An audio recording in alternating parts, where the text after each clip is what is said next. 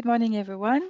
We are going to start very soon the webinar. Please just wait a few moments. We are waiting for the last participants to join the webinar.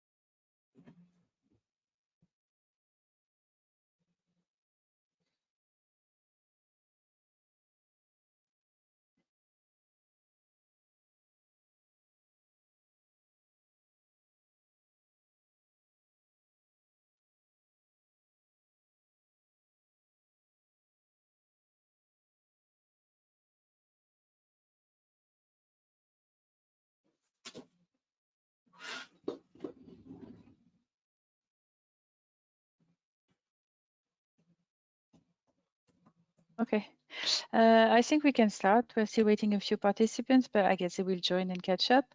I'm Adrienne Gentil, sorry, from Valorial, but today I'm which is a agri-food cluster in the west part of France. But today I'm representing F2F Health Matters consortia and a project, which we will detail later on with Yuan, who is the leader of the project. And we wanted to share with you a list of different EU-supported tools for internationalization of companies. So we will have within this, sorry, I'm changing the slide. Within this webinar, we will address intellectual property with Mr. Carl Racket.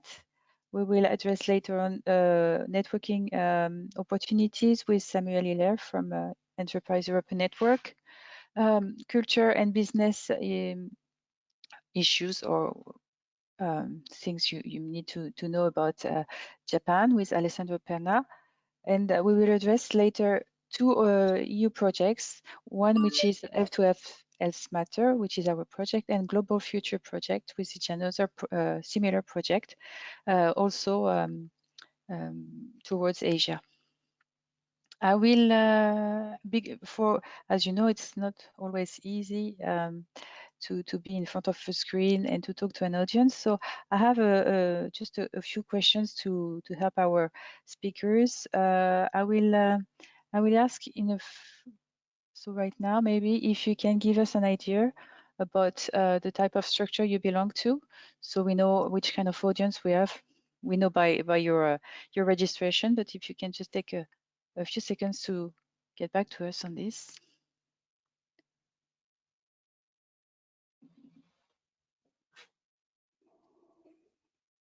It is important also for us because some of, as I was telling you, this is EU supported, so European Commission supported tools, some of them at least, and a lot of those tools are towards SMEs mainly. So it's really important for us to know who is in the room today.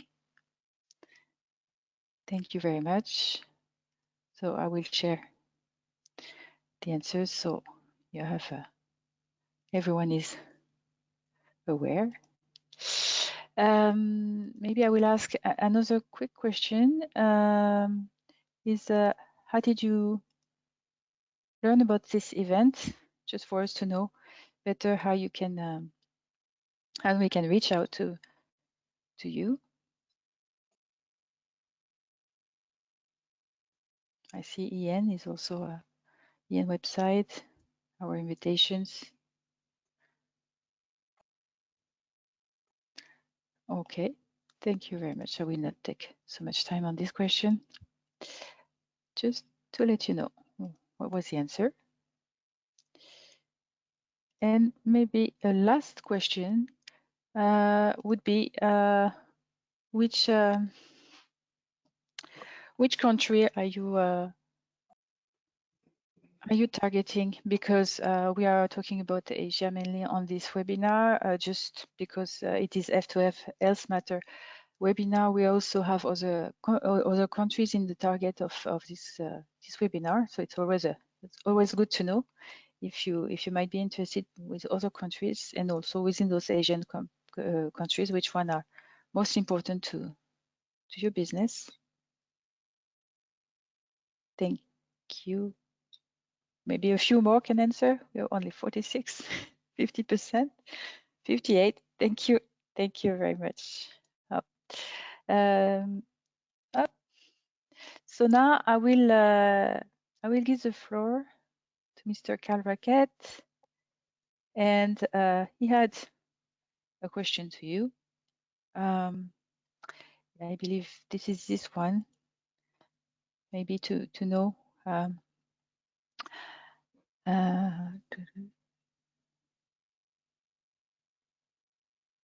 little about how you know about intellectual property. Maybe you can.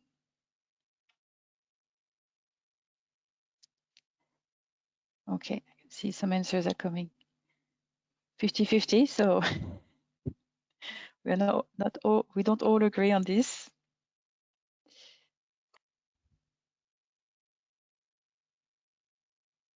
Okay.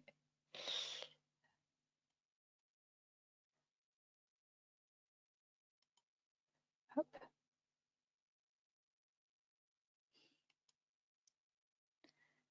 So, Carl, I believe you can now share your screen.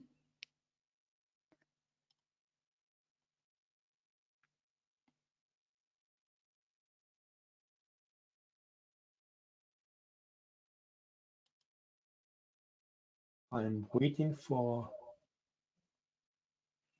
I believe I sent you the request. I don't see it on my screen right now. Okay.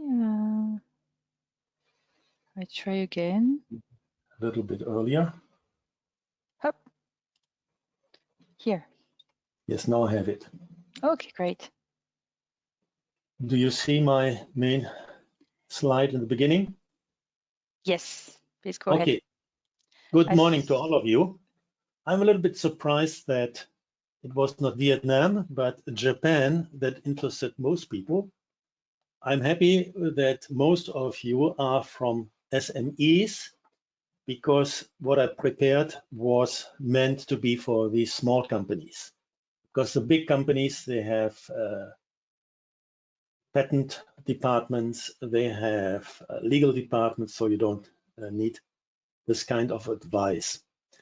And I'm happy that the answer was mostly B, that you do not file, that you do not publish before filing. So let me see.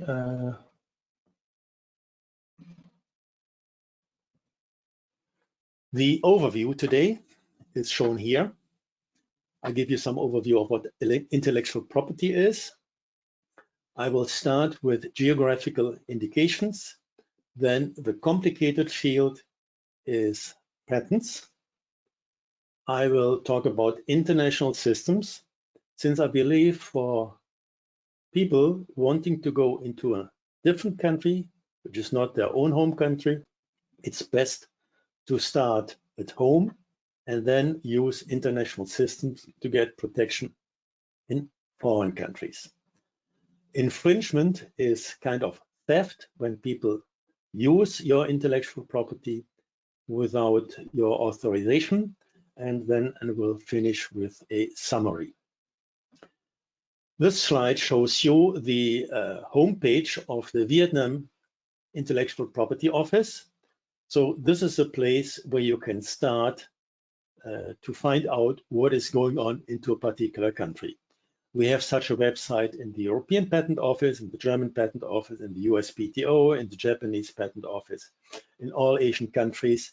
And usually you will find a website in the national language and with indications in English. And on the bottom here, you see patents, industrial designs, trademarks, geographical indications, integrated circuits. These are already some examples of what intellectual property is. And here I gave you an overview of the most important kinds of intellectual property. Property is what you own, what you can do, but you can use to or decide what you will do with it. You can keep it, you can sell it, you can destroy it.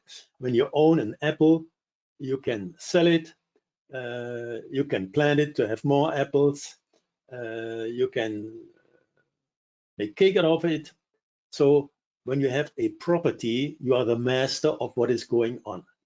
And when we talk about patents, we talk about technical knowledge. Design patents and industrial designs is for nice things. Topography protection is a field where you have protection of the layout of ships. Trademarks is what you probably know. Unfair competition is a portion of intellectual property. Database protection, copyright, where authors and artists get their protection. Trade secret is also considered to be part of intellectual property, and you can decide whether you keep your knowledge secret or whether you share it. And very often the public interest is in sharing. This is what patents are about. Plant breeder rights, geographical indications. So geographical indications is the bottom here, and they refer to a sign which identifies a product as originating from a particular region, which has given the product its reputation or special quality. I believe everyone knows champagne, and don't you dare to put the word champagne on some other product which is not the real champagne. If you put it on perfume, you get in trouble. Roquefort for cheese, Scotch whiskey, all of you, I believe, and Darjeeling for the tea. Contrary to trademarks that only can be used by the owner of the trademark or with his permission, a geographical indication can be used by all producers or all traders whose products originate from that place and share typical characteristics. So champagne can be used by many companies. But when you have a trademark like Coca-Cola, only the producer of Coca-Cola and not other companies for soft drinks can use this. I brought with me a case from Vietnam, because that was the indication I got to talk about Vietnam. And they have coconuts. And when I have Vietnamese students, they always bring coffee. So coconut and coffee are two types of food that play a big role in Vietnam. So this Ben Tri Yam Han water coconut has a distinctive and recognizable appearance. The fruit is small with green exocarp, this is the outside, and the fresh water inside is sweeter than that cultivated in other regions.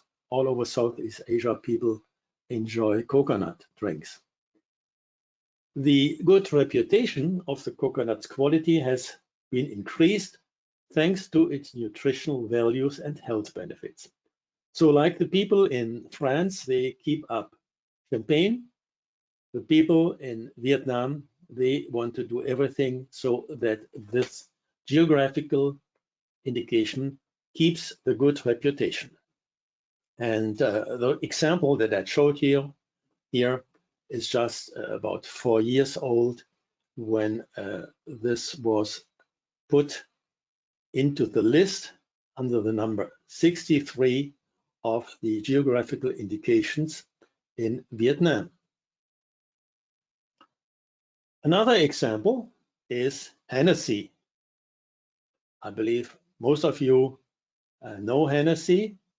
And Hennessy is a trademark. So only the people that have filed for the trademark Hennessy, they can use it. Here, this example can be used to show more than just a trademark. The bottle shape, see, this is very special, can be made by a technical process which can be quite complicated, and this process could be patented. The geographical indication here is cognac. This is another geographical indication which is well known in France. The nicety and the grapes and this shape can be protected by what is called an industrial design. There can be a trade secret involved in how to make this cognac, this spirit. So you might want to keep it secret, what kind of wood you use. And the copyright is a field of intellectual property where you can protect the glass decor. You see here all these little grapes. And so when you have one product, several kinds of intellectual property can be involved.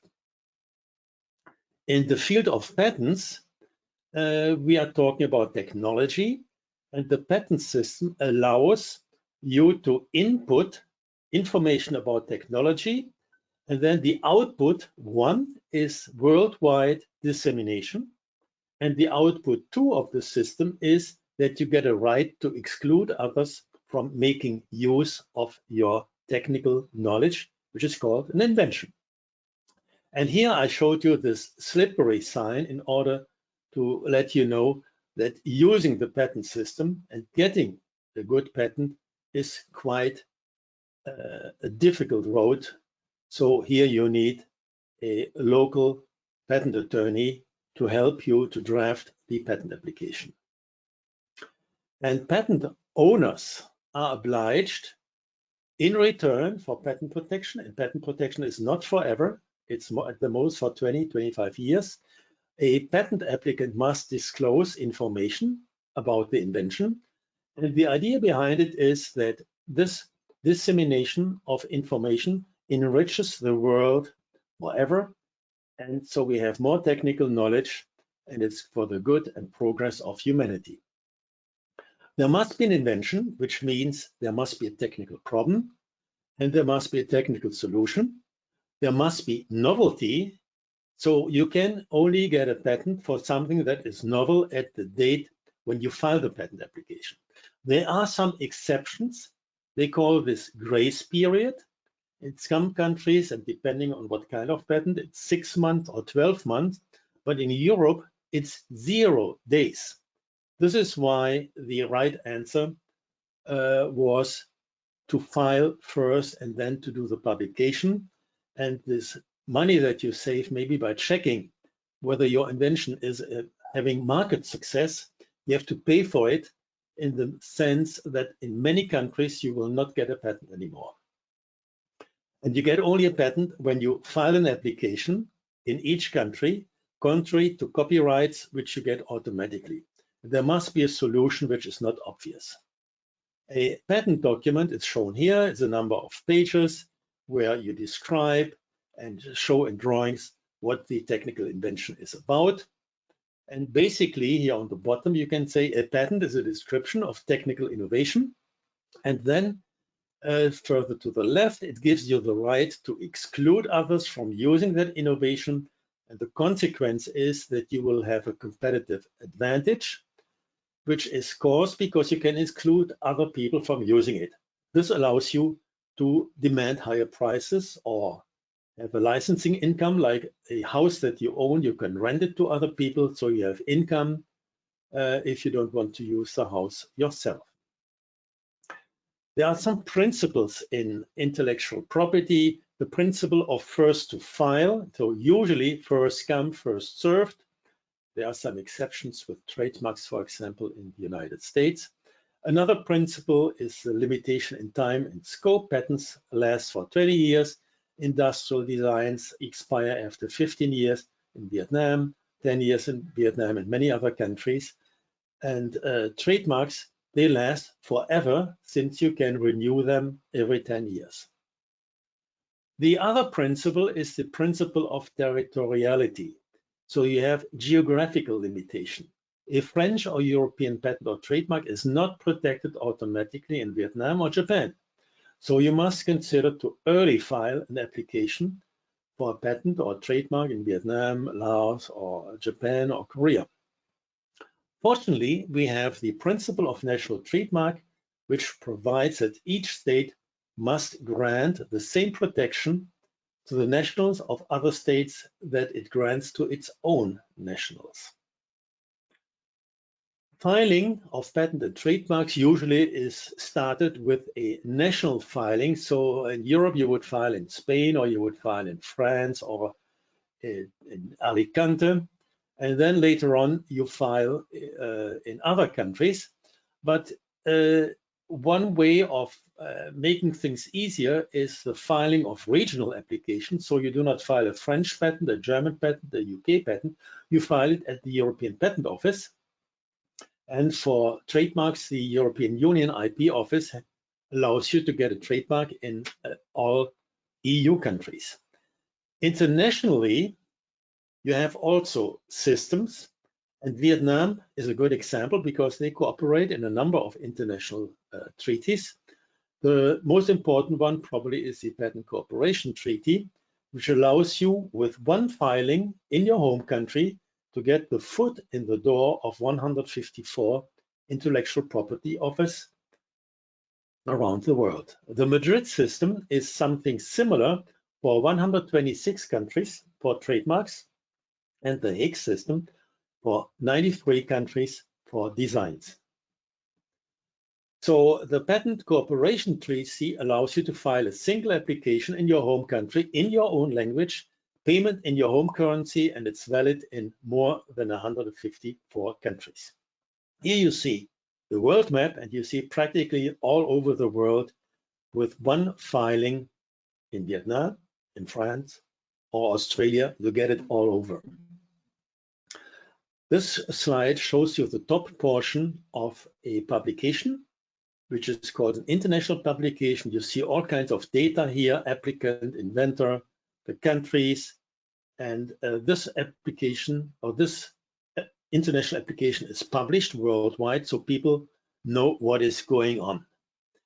And I chose an example for coffee, a method for processing coffee, and coffee processed by this method. And by studying this patent application, you get to know much more about coffee. You can copy it unless the applicant gets a patent. Then you have to ask for a license from that patentee. There's a summary also included for people to quickly get a view of what is happening in this application. The contents of a patent document on the front page, they have information about the issuing authority, legal information, technical information. You saw this on that slide, and I believe you will get copies of the slides. Why use patent information? Well, in the context of international cooperation, I think what is important is it allows you to figure out who are the people in your field of technology or coffee or other food products, who are the players in a particular country. So this helps you to find partners. It helps you to find employees, but it also can warn you who are competitors. And competitive intelligence can be quite powerful when you use patent documents. And you should look what is happening in the field of patents to avoid infringing other people's rights. The international trademark system, the Madrid system, which I mentioned briefly, allows you to file in a single application in a number of countries, and including Vietnam and Japan and many other countries. And it's simple to use because you, in the future, modify, renew, and manage this trademark internationally by central system.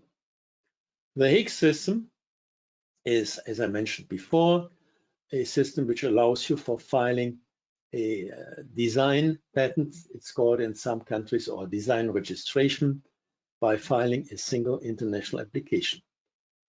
The overview of Southeast Asia shows you a number of countries, and on the bottom you see the countries that belong to PCT, Madrid or Hague, and on the column before the last, Vietnam, you see it's a member of all systems, like Singapore. Philippines is lagging a little bit behind, and Myanmar is lagging far behind. What do you do in case someone is stealing your bicycle? Well, you go to the police station, and when someone is using your patent or your trademark, you can take all kinds of actions. So you have to go to a local attorney, depending on where it is. And usually this attorney will send out a cease and desist letter, a kind of warning letter. And this helps often to settle the case. There are other possibilities like private mediation, and there's arbitration done by WIPO in Geneva and also in a branch office in Singapore. If this doesn't help, you can take legal action by administrative proceedings. You can conduct raids. This happens very often in Southeast Asia. You have criminal proceedings, civil litigation in front of the courts, and what is nice, you can inform the customs in these countries to block the entry of counterfeits. So let me summarize intellectual property. So we have physical, tangible property, and this is often called the old economy, the owner of brick and mortar business. So what was important was that you owned land, that you had buildings, machines, steel, gold coins. All these are tangible property. But in our modern world, intangible property has become much more important, and the value of companies now is less what they own in buildings, but what they own as intellectual property.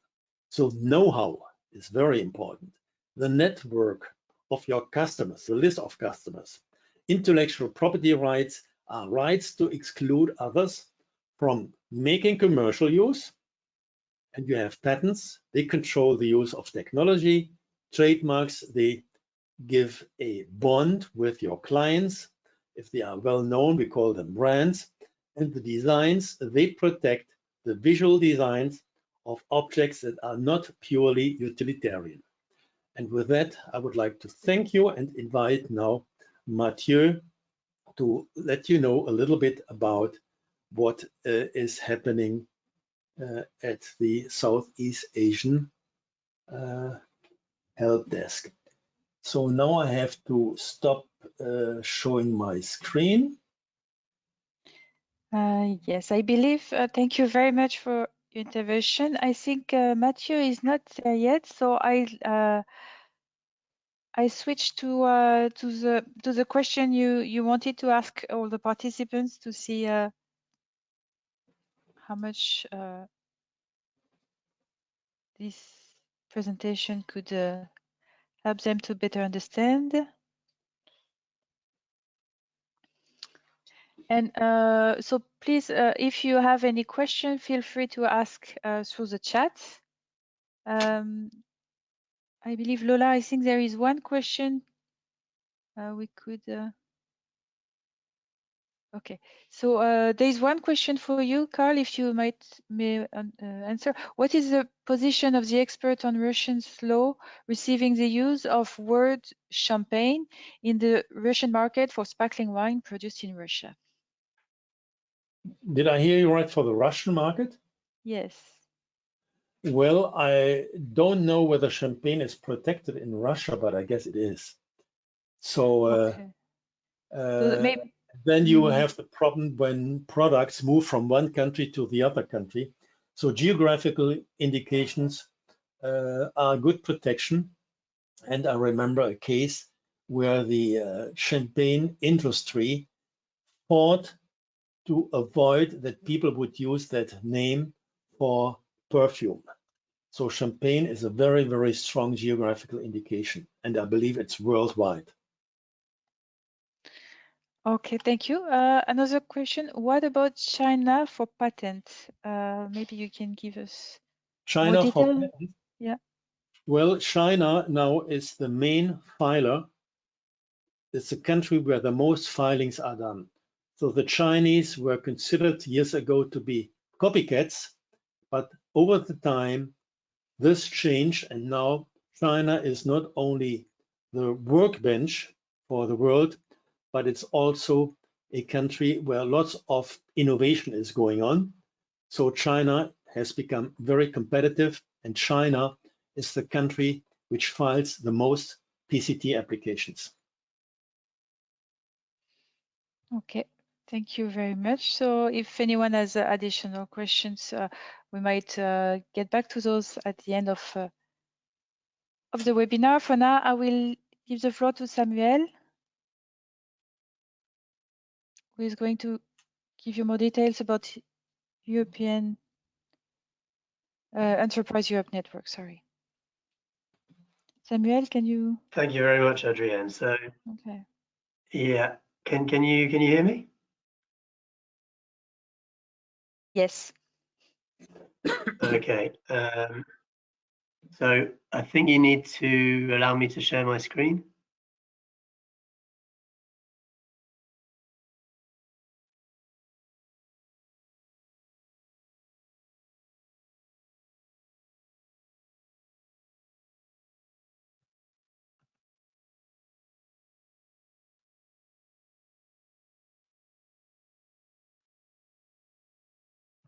There we go. Okay. Can you now see my screen? Yes. Perfect. Thank you. Thank you very much, and thank you very much, Adrienne, again for asking me to present today. So, good morning, everybody. My name is Sam Hillier. I work at the Brittany Chamber of Commerce and Industry, SSE Bretagne. I work in Rennes, in northwestern France. And our organization is part of a much larger network called Enterprise Europe Network. And our role is to facilitate trade and innovation in Europe and beyond. So this morning, obviously, we were asked to talk about how we can support SMEs in the food sector that want to work increasingly with Asia. And hopefully, my ambition this morning is in the next 10 minutes to convince you that if you are a European SME or an Asian SME that's looking to do more trade internationally, then it's really worth getting in touch with the Enterprise Europe Network, whether that's through myself or through one of the many partners abroad. And I believe that Alessandro, who will be speaking just after me, will be also adding to this as he is representing EN in Japan. So just to begin, I can move to the next slide. There we go. So yes, just to begin, Enterprise Europe Network is a network that's funded by the European Union, and it helps businesses innovate and grow on an international scale. It's the world's largest business support network for SMEs with international ambitions. Now, we're present in around 70 countries worldwide, although we are the members are most concentrated, obviously, in the European Union itself. So in France, for example, there are EEN consortiums in every single region of the country. So these are mostly chambers of commerce, regional development organizations, innovation support organizations, and technology poles. This is the case also in many other EU countries. And then as we move to third countries, obviously including in Asia, then we usually do have at least one partner per country. So here, just to give you a few examples, I've listed the partner organizations for Vietnam, South Korea, and Japan. So we are fully connected, so we work together, and it's very easy for us as a network to get in touch with each other. So if somebody in Brittany has a question about the Vietnamese market, then they can come to me, and then I can quickly get in touch with colleagues in Vietnam to get back to them with the information they're looking for.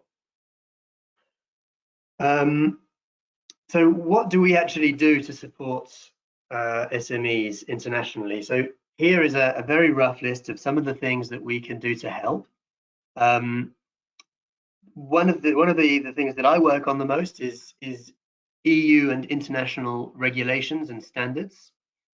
So a lot of what I do is trying to solve problems for businesses that don't necessarily have access to the information that they need to understand what the regulatory environment is for their product in a particular country. And so I regularly receive questions from businesses asking me, can you please find out more about applicable legislation to food labeling in Canada? Can you help us to work out how the equivalency agreement on organic food works with another country? And I also do a lot of work around standardization.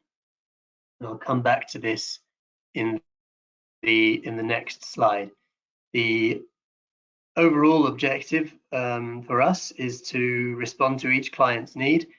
We're not, obviously we can't be experts in everything, but because we're part of a very large network with around 4,000 advisors, then we can work together to respond to businesses' needs quite efficiently and quickly. A second thing that we do is fostering international partnerships. So this is if a company comes to us and they're looking for perhaps a new business partner, a technology partner, a supplier, or looking for new clients in a particular country, and they can come to an EEN advisor like myself, and we can support that business in finding an international partner. I'll show you a bit more of our partnership database at the end of this presentation. We also provide information and advice on intellectual property, but I won't go into this anymore because it's already been discussed. We help businesses to access EU funding. So again, this is very important. If you are an innovative business and you're looking for European funding for a particular project, then we can help you to identify calls within Horizon 2020, for example, to support you in responding and applying for funding from the European Union. So we also help businesses to innovate, and we help them to create innovative management setups within their organizations. And the final point here is very important. This is we provide feedback to the European Commission on any obstacles or problems that any of our clients can encounter. So this means that well, we're regularly in touch with EU civil servants, with EU members of Parliament. And so when a client or several clients are faced with a particular problem, whether it's with regards to regulation, trade agreements, or the unfair application of regulation, then we can do our best to feedback that information and to try to correct a particular issue. So just to make this all a bit more concrete, here are three examples of what we've done in recent months with partners in Asia.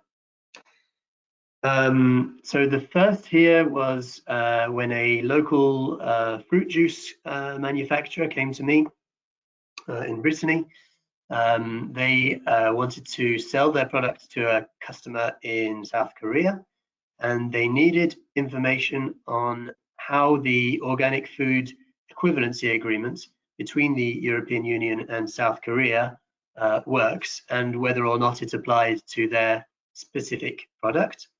Now, online, there's very little information about this agreement between the EU and South Korea, and sometimes it's not necessarily up to date. So what we were able to do really very quickly was to get in touch with our partner organization in Korea. I think that maybe a member of KITA is on this webinar, on this call. And they were able to very quickly access the information that we needed by contacting national organic certification organizations. And so within 24 hours, we were able to respond to our clients and to explain exactly how the equivalency agreements applied to their product. And now they are fully able to export their product to Korea without having to carry out a double certification. So this is one very small example, but it's something that it could have taken the company a few weeks to solve had they not been able to contact EEN. So there we go, that's one example. Second example here was a French company, again, that needed to find out some information about a proposal from China for an ISO standard on a new kind of product. And by working with our EEN partners in China, we were able to contact the Chinese standardization organization and to provide key information to our clients on this. The third example here, I won't go into as much detail. It was the conclusion of a technological partnership agreement between a South Korean company and a company from Western France that enabled the two organizations to test launch a product, a South Korean technology into the French market. And we were able to put these two organizations in touch and to support them in their partnership agreement. We are also a member of the EEN Agri-Food Sector Group. So this is a group of EEN members. So again, chambers of commerce from across the world, chambers of commerce and other business support organizations from across the world that come together in regular meetings to discuss issues around the agri-food sector and how the market is changing and how regulation also is changing. I will add to this that in Brittany we organise every year a study trip to Brussels for food regulation professionals. Do this in partnership with a local organisation called Adria. And so every year we go to Brussels to meet with parliamentarians and civil servants to discuss food policy at an EU level and specific regulations. This means that we are usually relatively up to date on any changes to food legislation, and so do feel free to get in touch if we can help. Just to finish, I wanted to show you a couple of online tools.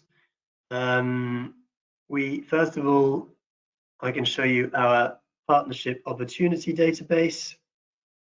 I'll do this very quickly.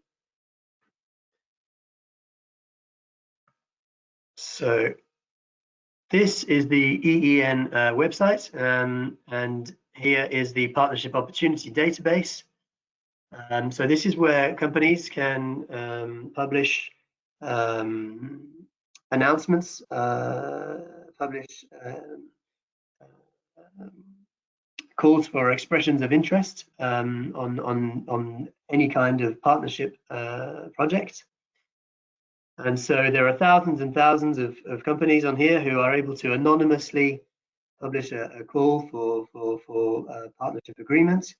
and there are many hundreds of such publications for Asian companies working in the food sector, and also many hundreds of European companies that are looking to do business with Asian companies in the food sector as well. So it is really worth having a look into this database. There are really lots of very different kinds of opportunities that you can look for. Here I've filtered for food very simply. And if I filter additionally, perhaps for Singapore, for example, then here you can see all of the Singapore food industry businesses that are looking for partners internationally, mostly within the EU. For example, here is a Singapore condiment manufacturer seeking European partners for a distribution service agreement. One example among many. To come back to my presentation, we also have, and I probably won't show you this now, but we also have a database that is full of dozens of business events, many of which concern the food sector. So you'll get this presentation after the webinar, and it would be very good for you to have a look at some of the business events that we organize. To conclude, if you are an EU company, all of the services that I've listed today are free. They are fully funded by the European Union and the organisations that participate in EEN, like the Brittany Chamber of Commerce. So it's really important for you to get in touch. There's very little cost involved, and we might just be able to really help you out on any particular issue you may have, or more largely if you would like to develop a strategy to get into international markets, including obviously Asia. Please feel free. If you have any questions, I'm happy to take them, and otherwise I'm looking forward to hearing from our EEN partner in Japan coming up next. Thank you very much, Samuel. I think there is no question. I will share once again a quick question to all the participants. And yes, thank you very much for all this information regarding EEN. And of course, people here can reach out to their own EEN in their own country, own regions. As you said, the network is very large. If it makes things easier, then you can, wherever you are, you can contact me and I can put you in touch with your local branch. Yes, I can confirm that. It's always very easy to get in touch with all the EN through contact. Well, I often contact EN locally, and they put me in contact with all the EN. It's really a great network and very useful. So I will stop the question here. So thank you very much for your feedbacks. Why did I ask this question is maybe to fill this webinar, but also because we are going to organize a lot of trainings within our own project, and I would like to know what is best to address. So thank you very much for your answers, and I will leave the floor to Alessandro Pena. Alessandro, are you ready to share your screen? Yes. Hi, Adrian. Good morning, everyone. Hello. So, okay, I think you should be able to show your screen now. okay, let's see if it works. Do you see the screen? Or? Not yet, I believe. So maybe I do it again. Sorry, seems like. Up there. Ah, yes. That should work. Okay. Here we go. It's okay? Yeah. Yep. Perfect. Sorry, because I see myself, I don't see the slides.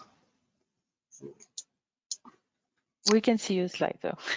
Yeah, but I cannot see mine. I cannot see it. I've got my. Okay. Let's see. If it works. Okay. Okay. Let's see. If it works. Do you see the screen? Or? Not yet, I believe. So maybe I do it again. Sorry, seems like. Okay, here you go. So yes, my name is Alessandro Perna. I'm working for the EU-Japan Center for Industrial Cooperation, which is a kind of joint venture between the European Commission and the Japanese government. And we are more than 35 years ago. And our main scope is to really help European companies to go to Japan, and Japanese recently also to go in Europe, and try to build up the gap, the cultural gap, providing information on how to do business in Japan, and many other supports related to even student internship in Japan, in Europe, and policy issues. But today we really focus on the business support we provide to European Union company. So when your company targets Japan, it's like a journey. You first of all need to understand that Japan is not like doing business with America or other European Union partners countries. You really need to find information about the local market, the local regulations, and of course also keep in mind the cultural gap.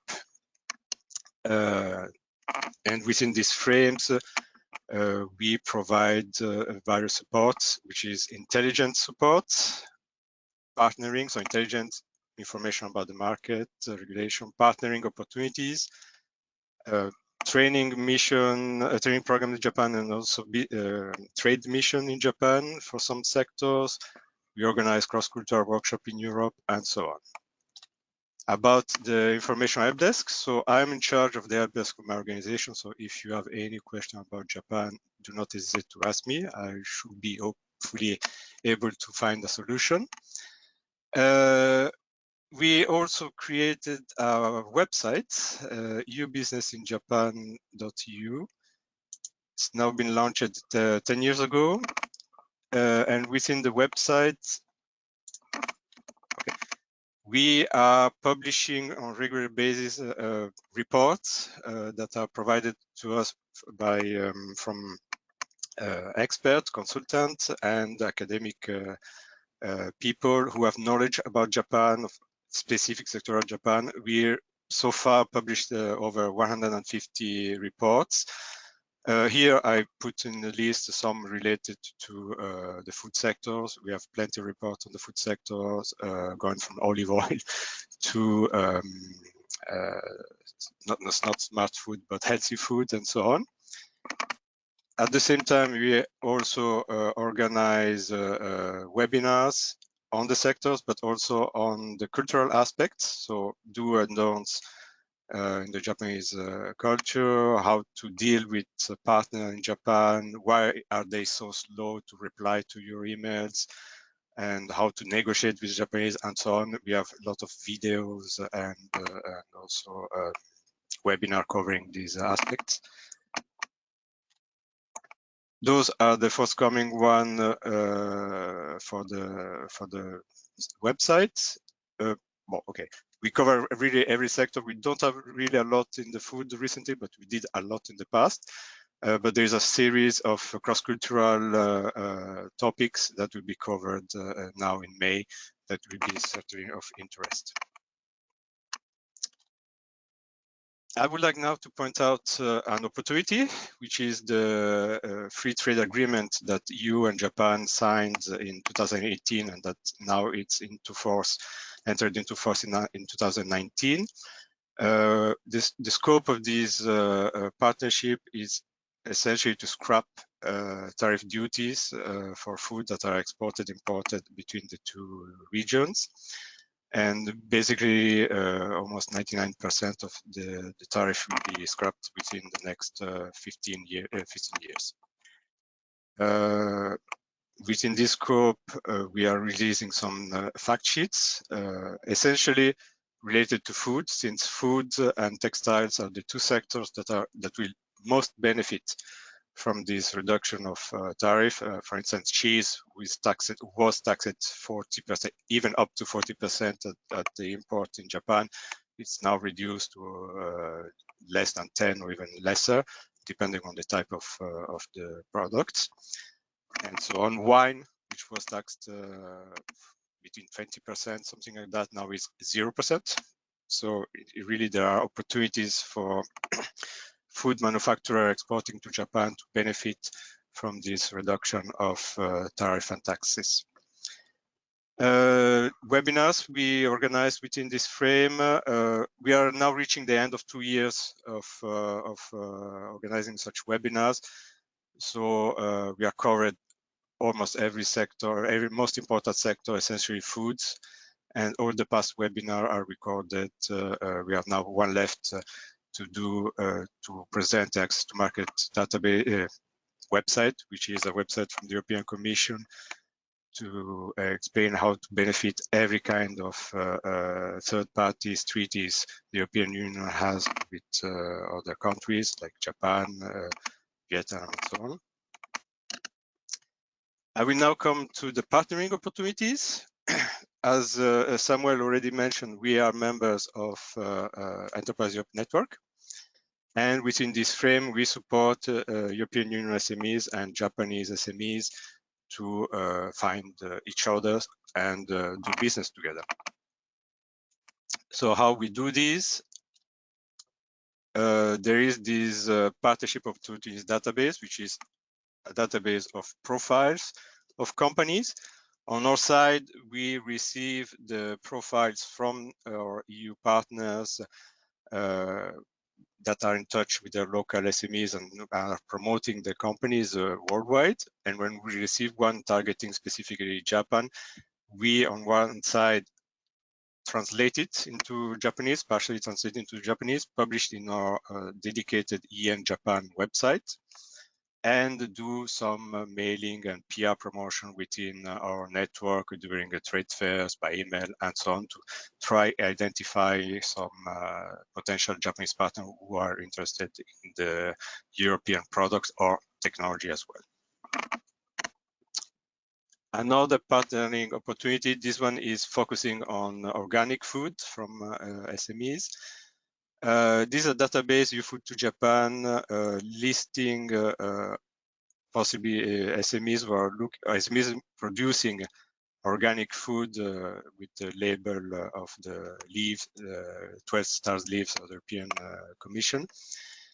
And we try to find, we are in touch with some buyers in Japan, importer and distributor, who regularly contact us. Oh, I'm looking for, let's say, olive oil from France and so on. And we try to match them with the company who contact us for this YouFood to Japan support. Of course, all of these supports are free of charge. We are funded directly by the European Commission. So technically speaking, you already paid for our service through your taxes locally. We also organize, as a side support, as I said, some training mission in Japan, which this year will be virtual. So the Get Ready for Japan is a 2 weeks training about Japanese culture, and it's really a in-deep, intense training for the company representative. So it's open only to SMEs representative, usually the person in charge of the sales or the person managing contacts in Japan if the company already has a partner in Japan. And during those 2 weeks, we really help them to understand the Japanese culture, business culture. So this is a real successful event since 1987. Usually it's 2 weeks in Japan, so we send the participant to Japan.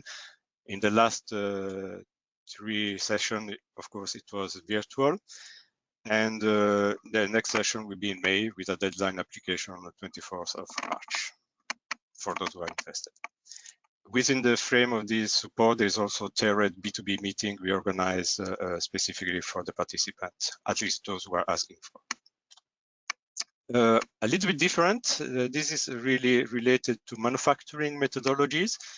This is twice per year, we have these world-class manufacturing training, and is more targeting the person in charge of the manufacturing plant of a company or the assembling line, and we send him or her as well to 1 week, this time 1 week in Japan, to see on site how those manufacturing methodologies that have been implemented and created by Toyota in the 60s, 70s are applied locally.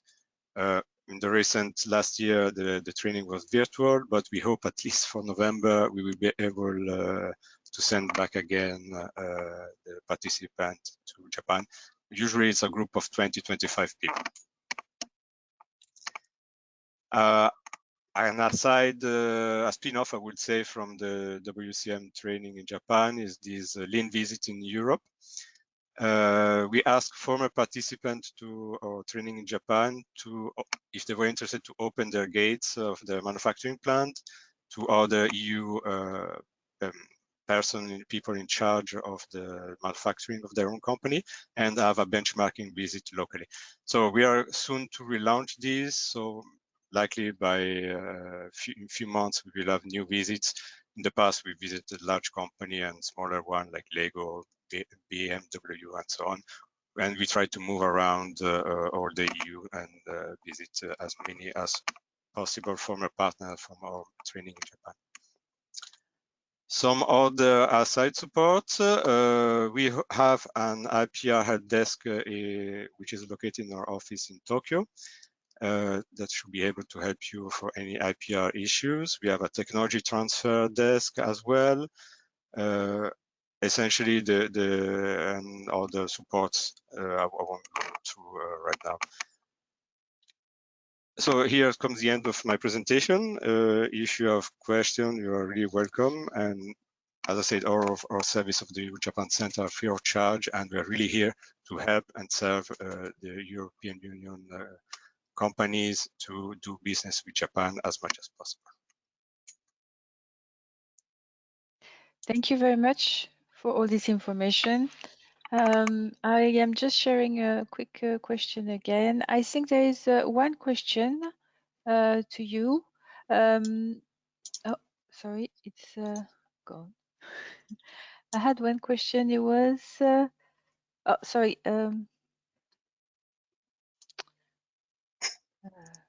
It's gone. The question was, have you seen what is the impact you've seen after registering? Sorry, I found it again. How to register SMEs in the database criteria, and what impact have you seen so far? I guess it means the EN database. Yeah, I guess there is no other database. So this is done by our partner in Europe. So when our SME contacts us directly to find support about Japan, depending on the request, if it is a request of finding a partner, an importer, on our side, we really need this profile of the company to be able to understand what the company is looking for exactly, what are the products of the company, what the company is offering. And for this, we introduce to the local partner to create this profile. It depends.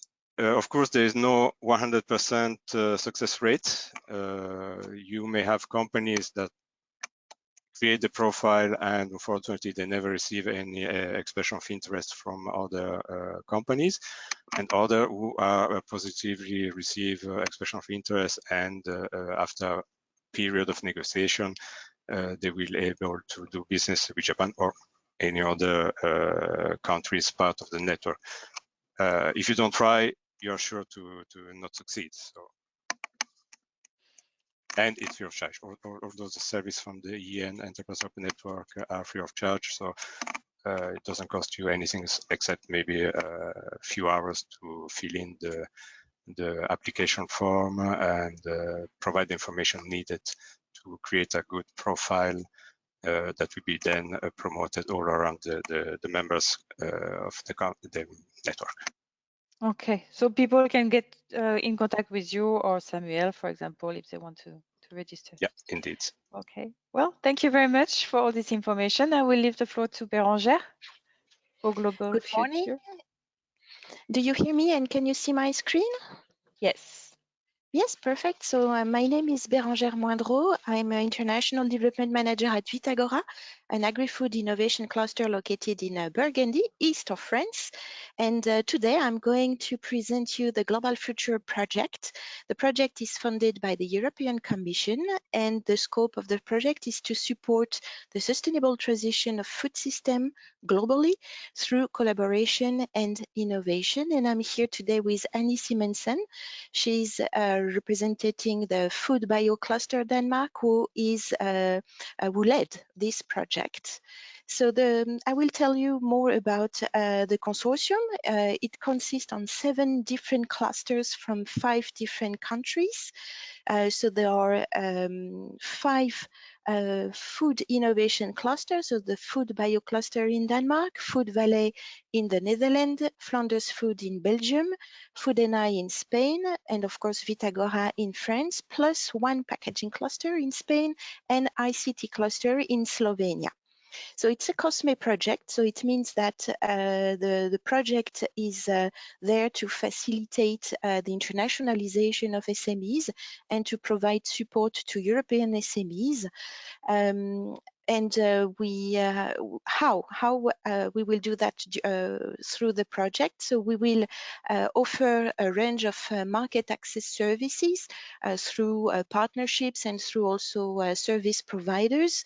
And we will also organize matchmaking event, networking event, and of course exploratory missions. The idea also beyond this project is to develop and promote a joint international strategy. So it's really to work closely with Asian partners, because this project has Asian target countries, and to work with our partners closely to benefit from their experience, from their expertise, and also have a win-win project, I would say. And then during the project, we also have a general objective, which is to create a pan-European strategic cluster partnerships on climate change. So this is also a goal we would like to reach with the project. So the project addresses a problematic, the food of tomorrow, and we have chosen 4 countries in Asia: Japan, South Korea, Singapore, and Thailand. And in this country, we have identified gaps and opportunities for EU SMEs. And these SMEs are mainly technology providers offering solutions to improve agriculture, but also food systems for more sustainable systems. And you can see on the left side that there is a first list of what kind of SMEs we would like to recruit for the project. So you have some examples, and these SMEs correspond to the opportunities we have identified. So it's quite large.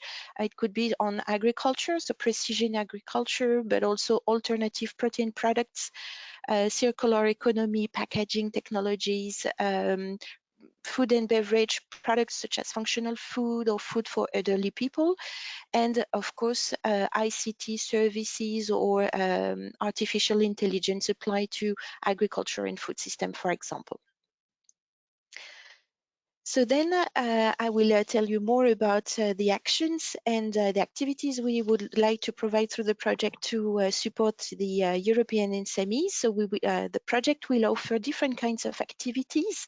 So first is information. We know how information is important, especially when an SME decides to develop on different markets. So it's information about the market, information about the consumer, about opportunities, but also information about the partners. So how to identify the qualified partners, the right partners, it's very important. And it makes things easier and connections faster for SMEs. So this is what we are doing now, is to identify these partners and to build a network of qualified partners. So it could be academia, service providers, of course, clusters, governmental agencies. So all the partners we have identified providing support to our SMEs. Then the second is an international training program, is to provide training to help SMEs to approach these new markets, to prepare them at their international development on different kinds of aspects. So it could be IP. We saw today that IP is very important subjects and topics to consider before international development, but it could be also business culture, and we also saw that this morning, and also about regulations, for example. So all in order to work on the barriers to access the target markets. And it will consist also on digital master classes, much more focus on technologies and to showcase the technologies, to showcase the opportunities available in the 4 targeted countries. So I would like to say that so the calendar is under finalization for the master classes and all these activities. But I would like to say that all these activities are open to SMEs and not strictly reserved to our network. So it's really open access. And we will also provide during the project, through facilitators, personalized follow-up to SMEs. So during the internationalization training sessions, but also to prepare them to access the different markets and to answer their question, and to put them in contact with the right partner to address the issue.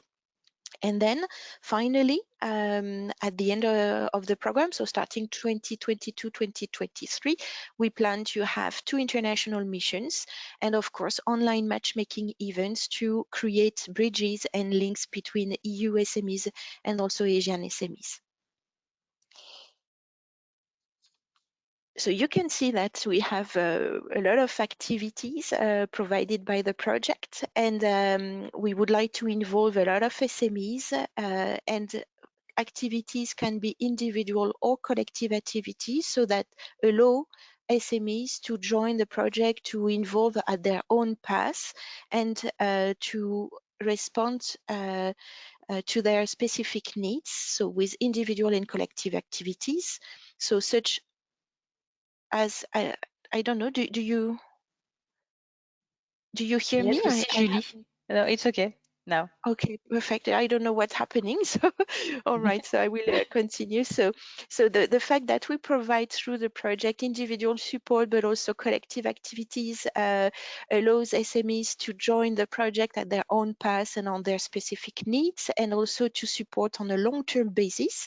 So not only one shot. Is the project length is 30 months. So it's allowed to really build some support, long-term support to the SMEs. We will work with external expert service providers because we are not qualified to provide all the answers, but our partners will. And so, as I told you, there are 2 collective missions planned, with also the opportunity to offer to the selected SMEs a 1,000 euros voucher to support the financial aspect of the mission. And of course, we will provide training, B2B meetings, networking, matchmaking opportunities, and also training program, as I said before, to identify the opportunities, and especially on the technologies aspect.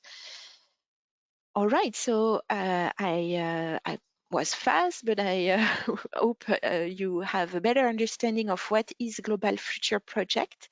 I invite you to go on the website. It's a brand new website, and also on the LinkedIn page, or to contact with me directly.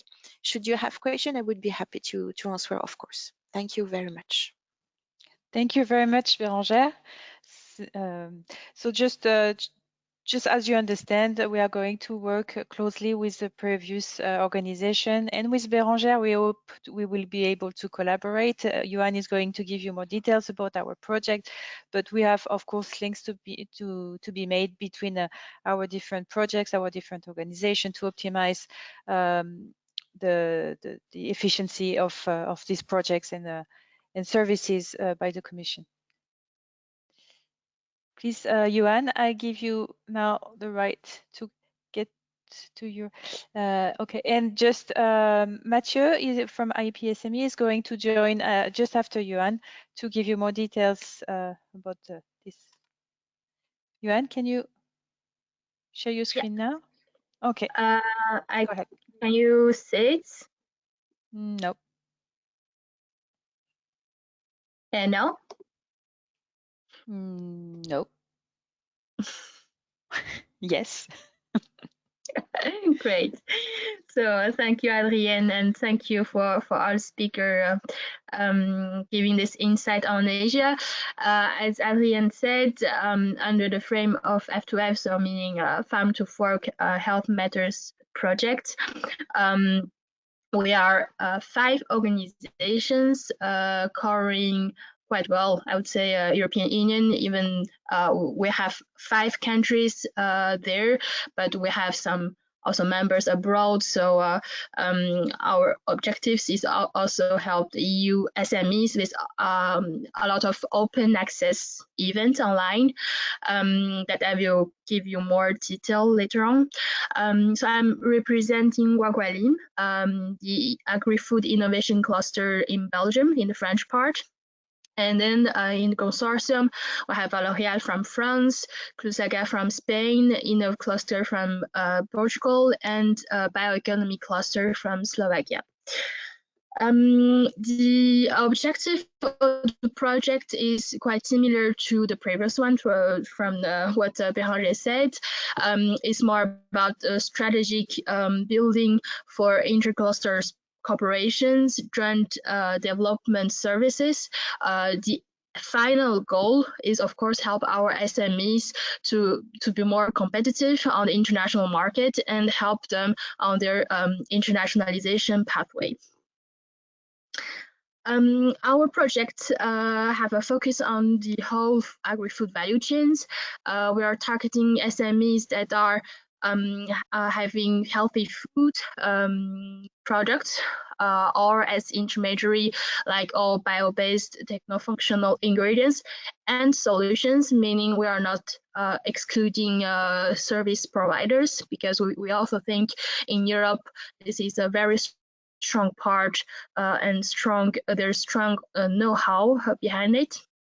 And there's also the sustainable biosolutions that are more targeting the agriculture part. So you can see that we are covering the whole agri-food value chain. Our target markets are listed here. So Japan, South Korea, Vietnam, Canada, and Emirates.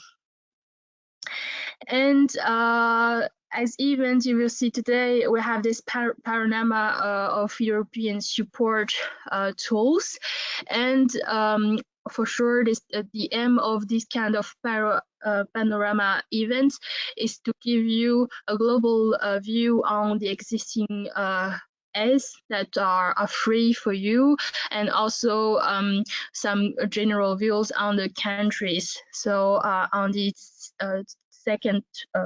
22nd of September, we will have events which will have a Canada focus. Then on the next year, we will have another one on February. That the thematic has to be decided. We will also have some country-oriented events. That soon we will have a Canada event with B2B matchmaking opportunities, and also this will give you more, I would say, detailed knowledge on the access to the market. For sure, each organizer will have their own words to say on the content, but the idea behind this country-oriented events to really help SMEs to get knowledge and give some first insight about the market. Then they will have one on Vietnam on 26th of April, on South Korea on the 21st of June, and the Emirate one it will be in December. Sorry, it's in September. Then what you can get concretely also from the project is some country report, meaning we have already set up different market studies in these 5 markets that will be downloadable soon for everyone. So it's very open access. Each one is kind of more than 30 pages of studies, quite covering quite well the market knowledge about consumer trends, about the regulations on different type of products. So please follow us on our social media, on LinkedIn or Twitter. We will soon publish these different market studies online. And for selected SMEs, we will also provide some market intelligence before each missions. And regarding the missions, what I want to precise here is we have our 5 target countries, and we will select 3 of them and making some in-person missions and giving more I would say trainings and helps on these 3 selected countries. The first one we have selected based on these market studies is Canada. And in March, we will select the other 2 countries, and which will be known very soon and communicated to our network. So about Canada, what SMEs can benefit from this first missions. There's different options for more advanced SMEs. Some of them, because there's also evaluation phase, but once you get in touch with your regional responsible, so someone from the partner, then you can select this one and try to get 3,000 euros aid from our project, and having the help from an external expert, meaning someone will work for the companies for, I would say, a period of time, and this person will help you to get in touch with local commercial partners, importers, distributors that will allow you to go deeper in your establishment of the commercial partnership. And for sure, this kind of help is quite expensive. That's why we decided to provide some helps, so 3,000 euros regarding this support. Or you can also choose the collective missions. For sure, you can also participate into 2, but you can only get once financed 1 grant when you select your options, meaning you will be part of an European delegations in Canada in November. The date has to be decided, and you can get up to 2,000 euros of travel helps. And we have foreseen a budget to recruit professional experts to establish B2B meetings, meaning we will ensure to have quality B2B meetings for our participants. And for those who want, you can also apply for the training programs. What we want is to build small groups, but we can interact with trainers and provide you with personalized coaching courses. So for those who are interested by this market, by Canada, and also by our helps, our call is open. You can find it on our website, or just follow our social media. You will easily have a look on our events and how to proceed. The deadline is 14 April, so you still have some time to decide. And for sure, we will repeat this procedure for the other 2 countries that will be selected in March. So that's a very quick presentations. I would like just to repeat, please follow our social media, then you can keep informed by our project. So thank you. Thank you, Yuan. Thank you, everyone. If you have any question, please do ask in the chat. It's a good timing to ask the questions, details about the projects. So I'm asking you if you intend to candidate for F2F Health Matters, so we can already see if we can register you as soon as this webinar is closing. Just a reminder, the online virtual meetings, B2B, we are going to organize with all the different countries within the project are open to SMEs, but to other kind of organization, larger companies, other organizations who want to join this kind of meeting.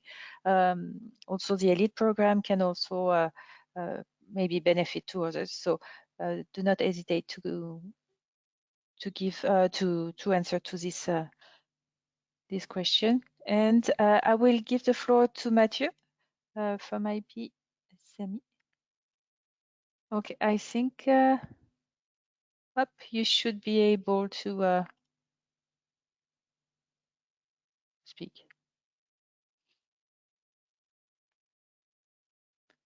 Mathieu? Hello, do you hear me? Yes, we can hear you. I think you can show your screen now. Okay. We can see you. We Do you can see your my screen. screen? Yes. Good. Perfect. Thank you. Thanks a lot, Adrienne, for this opportunity. So I will be very brief. So my presentation is an echo to the presentation you received by Caracat. So I am Mathieu Anceval. I'm project manager for the Southeast Asia IPSME Help Desk.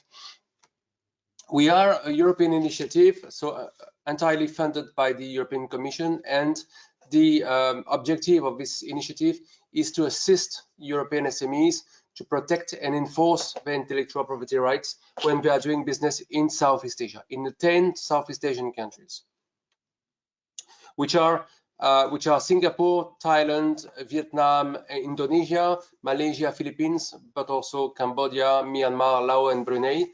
Of course, as you may imagine, we have more activities in the 6 first countries that I mentioned, and according to the Commission, we have 4 priority countries, which are Vietnam, Thailand, Indonesia, and Singapore.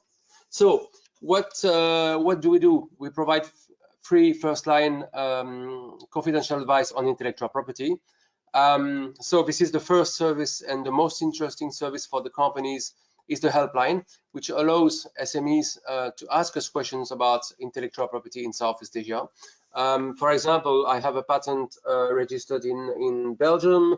I have an eye on the Vietnamese market, but I'd like to know how does it work with patent protection in Singapore, in Vietnam, sorry. And you just need to drop us an email. You see the email address here, so, question@SoutheastAsia IPR-helpdesk.eu. Behind the helpline, there is no robot. We have an IP business advisor. We have a French IP business advisor. He's based within our team in Vietnam. And the information you will receive it in 3 working days. This information is confidential and free of charge. Free of charge because we are, as I said, we are financed by the European Commission. But this is very important to understand that we are a first line of assistance on intellectual property. So we are not more than that, which is already a lot, but we cannot go any further, otherwise we would enter in competition with lawyers. So we don't replace lawyers.